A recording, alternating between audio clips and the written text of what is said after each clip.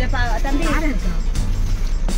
Lemon ரைஸ்லயா hi இது இருக்கு தண்ணி வாங்கி போட்டோமா எங்க நம்ம போறோம் சொல்ல மாட்டீங்க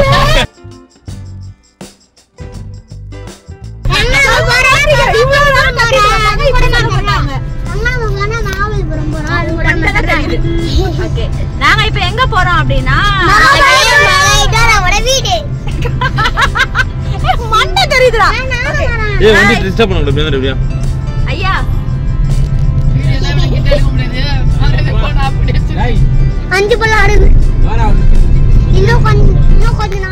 வணக்கம் மக்களே.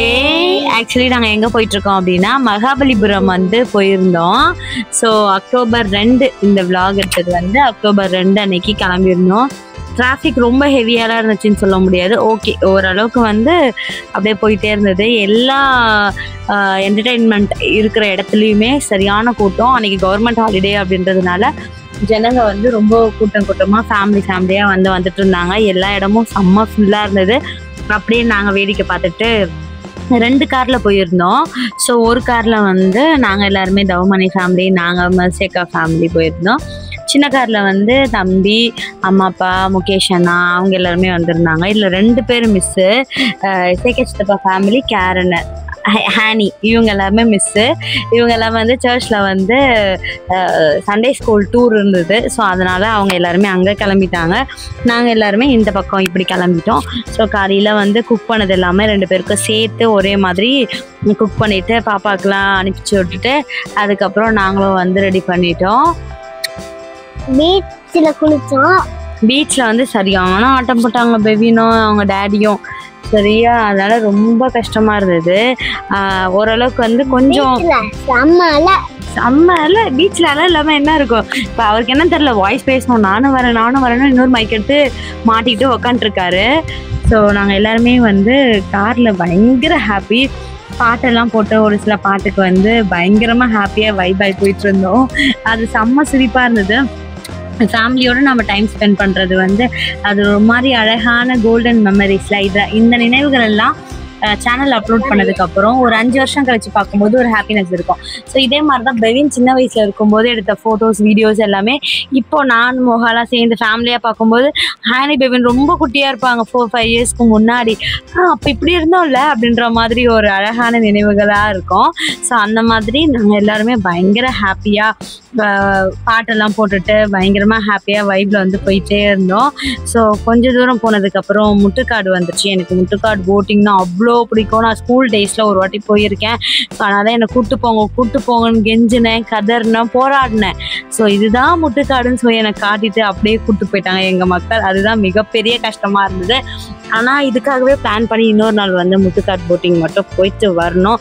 ஸோ எனக்கு வந்து அதான் சொன்னேன்ல, அது ஒரு அழகான நினைவுகள். எனக்கு ஸ்கூல் டைமில் வந்து 6th or 7th அந்த டைமில் போன ஒரு ஞாபகம் இருக்குது. ஸோ அதே மாதிரி எல்லாருமே போகணும்னு நினச்சேன், ஆனால் போக முடியல. ஆனால் இந்த ட்ரிப்பில் வந்து ஹானியை நாங்கள் ரொம்ப மிஸ் பண்ணோம். ஸோ எப்பயுமே நாங்கள் 4 பேராக போயிட்டு ஹானி பாப்பா மட்டும் இல்லாமல் அங்கே சம்டைம்ஸ் ஹானி இதை பண்ண அப்படி மாற்றி பெவின் ஹானி பேர் மாற்றி உளறிட்டு இருந்தேன்.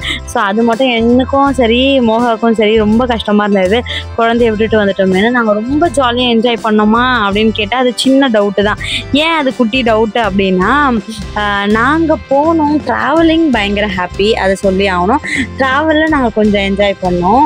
ஸோ ஆனால் வெயில் மண்டையை பொழந்துருச்சு, சுத்தமாக தாங்கவே முடியல. நாங்கள் ஆல்மோஸ்ட் போய் ரீச் ஆகிறதுக்கே 12:30, 1 o'clock கிட்ட ஆகிடுச்சு. அதுக்கப்புறமா நாங்கள் வந்து என்ன பண்ண முடியும், திரும்ப ரிட்டர்ன் வர்றதுக்கான டைம் வந்து அதிகமாக இருந்தது. ஸோ டிராஃபிக் வேறு ரிட்டர்ன் வரும்போது, அதனால் ரொம்ப சீக்கிரமாக எல்லாத்தையும் நாங்கள் வந்து என்ஜாய் பண்ணணும் அப்படின்னு சொல்லிட்டு வந்துட்டோம். அதுக்கு மேலே வந்து பெவினுக்கு ரொம்ப ஃபேவரட் சாங் வந்து என்ன பாட்டு செல்லாம்? சத்தமா பாடு.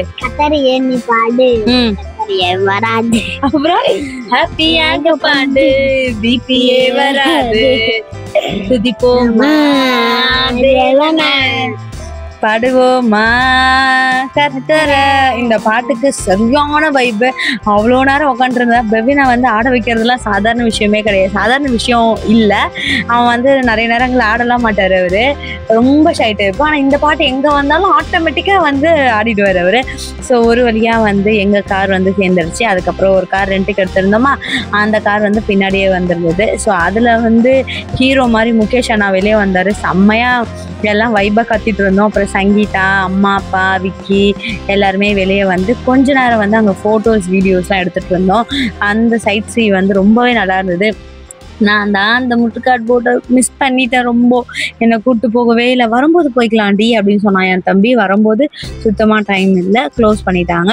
ஸோ அதனால் வந்து என்னோடய ஆசை வந்து நிராசையாக போய்விட்டது. ஸோ அந்த கொஞ்ச நேரம் அந்த இடத்துல வந்து ஃபோட்டோஸ் வீடியோஸ் எல்லாமே வந்து எடுத்துகிட்டு இருந்தோம். அப்போயுமே எனக்கு ஃபோட்டோ வந்து ஃபேமிலியாக எடுக்கும்போது எனக்கு கஷ்டமாக இருந்தது. பாப்பாவை விட்டுட்டு எடுக்கிறோமே அப்படின்னு சொல்லிட்டு நாங்கள் எப்பயுமே வந்து எங்கே போனாலும் 4 பேர் சேர்ந்து ஒரு ஃபோட்டோ எடுத்துப்போம். ஸோ அது பாப்பா இல்லாததுனால நாங்கள் 3 பேருமே வந்து அந்த ஃபோட்டோ எடுக்கிறதுல அவ்வளோ விருப்பமே இல்லை. ஸோ சும்மா 2-3 ஃபோட்டோஸ் மட்டும் தனித்தனியாக வந்து எடுத்துட்டு அதுக்கப்புறமா வந்து அடுத்த ட்ரிப்புக்கு கிளம்பிட்டோம். அங்கே நாங்கள் போனதுக்கப்புறம் உள்ளே வந்து ஃபுட்டு கொண்டு போகக்கூடாதுன்னு சொல்லிட்டாங்க. அதனால வெளியவே வந்து கொண்டு போன பெட்ஷீட் எல்லாம் போட்டுட்டு நாங்கள் அதை எங்கே போனாலும் சாப்பாடு கட்டு போகிற கும்பலாச்சு. ஸோ இவ்வளோ தூரம் போகிறோம், சும்மாவாக போவோம். ஸோ காலையிலே எழுந்து என்னென்னலாம் ரெடி பண்ணோம்னு சொல்லிட்டு இப்போ நான் உங்களுக்கு சொல்கிறேன். ஸோ நம்ம வீட்டிலேருந்து என்ன கொண்டு போயிருந்தோம் அப்படின்னா, கேரன் வந்து நடுவில் வீடியோ காலில் வந்து எல்லோரும் பார்த்துட்டு இருந்தா. ஸோ நாங்கள் என்ன கொண்டு போயிருந்தோம் அப்படின்னா, லெமன் ரைஸு, ஃபிஷ் ஃப்ரையு, தயிர் சாதம் கொண்டு போயிருந்தோம். மர்சி அக்கா வந்து சப்பாத்தி, சூப்பர் சாஃப்டான சப்பாத்தி, அதுக்கப்புறம் தயிர் பச்சடி, அதுக்கப்புறம் வந்து சிக்கன் கிரேவி, ஒயிட் ரைஸ் கொண்டு வந்திருந்தாங்க. ஸோ தவமணி வீட்லேயும் சரியான சாப்பாடு. புளி சாதம் எங்கள் அம்மாவுக்கு ரொம்ப பிடிச்சிருந்தது.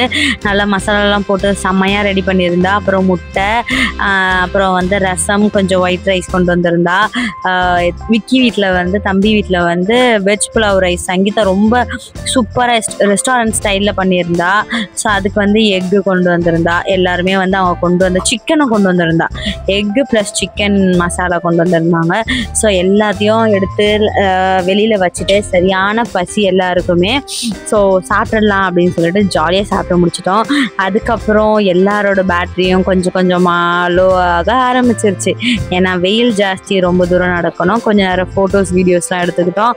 ஸோ கண்டிப்பாக வெளியே போகும்போது வெயிலில் கூலர்ஸ் இல்லாமல் போனால் எனக்கு அடுத்த நிமிஷமே தலைவலி வந்துடும். பொதுவாகவே ட்ராவலு வெளியே போனோன்னா மண்டையை புழக்கிற மாதிரி எனக்கு தலைவலி வரும். ஸோ அதனாலேயே மேக்ஸிமம் வந்து கூலர்ஸ் வந்து நான் எங்கே போனாலுமே யூஸ் பண்ணுறது வழக்கம். அதையும் இந்த பதிவில் சொல்லிக்கிறேன். நாங்கள் வந்து கொஞ்சம் ஃபோட்டோஸ் வீடியோஸ்லாம் எடுத்தோமா. இந்த டைமில் வந்து இந்த இடத்துல அழகாக எனக்கு ஒரு அழகான ஃபோட்டோஸ் கிடச்சிது. ஸோ எனக்கு வந்து கொஞ்சம் உடம்பு முடியல, டயர்டாக இருந்துச்சுன்னு சொல்லிட்டு உக்காந்துட்டேன். நான் போகவே இல்லை ஃபோட்டோ எடுக்க. அப்பா அம்மா வந்து ஹஸ்பண்டும் முகேஷ் அண்ணாவும் மாற்றி மாற்றி ஃபோட்டோ எடுத்துகிட்டு இருந்தாங்க. ஸோ அப்போ வந்து எங்கள் அப்பாவும் ஹானியோட அப்பாவும், எங்கள் ஹஸ்பண்டும் எங்கள் அப்பாவும் சேர்ந்து வந்து ஃபோட்டோஸ் எடுத்தாங்க. அது எனக்கு ரொம்ப சந்தோஷமாக இருந்தது. அது எப்படி சொல்கிறது, ரொம்ப ஹாப்பியாக இருந்தது. என்னோடய வாட்ஸ்அப் ஸ்டேட்டஸில் கூட நான் அதை அப்லோட் பண்ணியிருந்தேன். நல்லா இருந்தது அந்த ஃபோட்டோஸ் பார்க்குறதுக்கு. இவரில் இந்த ஃபோட்டோ ஃப்ரேம் பண்ணிடலாமாடி அப்படின்னாரு வீட்டுக்கு வந்த உடனே. நல்லா இருக்குல்ல அப்படின்னு சொன்னேன். அது ஒரு மிகப்பெரிய ஒரு மெமரியாக இருந்தது. ஸோ சுத்தமாக வந்து வெயிலில் நடக்கவே முடியல. பீச்சுக்கு வந்து அழகழகாக அந்த சங்குகள்லாம் இருந்தது. அதெல்லாமே பார்த்துக்கிட்டு நாங்களும் இந்த விலாகை இதோட முடிச்சிடுறோம். இதுதான் அழகான ஒரு பதிவு, அழகான நினைவுகளை கொடுத்த ஒரு நல்ல ஒரு ட்ரிப்பாக இது எங்களுக்கு அமைஞ்சது. ஸோ அடுத்தடுத்து நிறைய வீடியோஸ் விலாக்ஸ்லாம் நான் உங்களை வந்து மீட் பண்ணுறேன். அதுக்கு எங்கள் சேனலை மறக்காமல் சப்ஸ்கிரைப் பண்ணிவிட்டு லைக் பண்ணிவிட்டு ஷேர் பண்ணுங்கள் மக்களே. ஸோ நாங்கள் என்னதான் பண்ணியிருக்கோன்ட்டு எங்களை குறைய கண்டுபிடிக்க வந்திருக்கிற மக்களும் மறக்காமல் லைக் பண்ணிவிடுங்க. ஸோ டிஸ்லைக் பண்ணிடாதீங்க. இப்படி தான் வந்து எங்களோட ட்ரிப்பு வந்து போச்சு. ஸோ எண்ணம் போல் வாழ்க்கை, நல்லதே நினைப்போம், சந்தோஷமாக இருப்போம், ஜாலியாக இருப்போம், நினைவுகளை சேகரிப்போம். நன்றி, வணக்கம் மக்களே.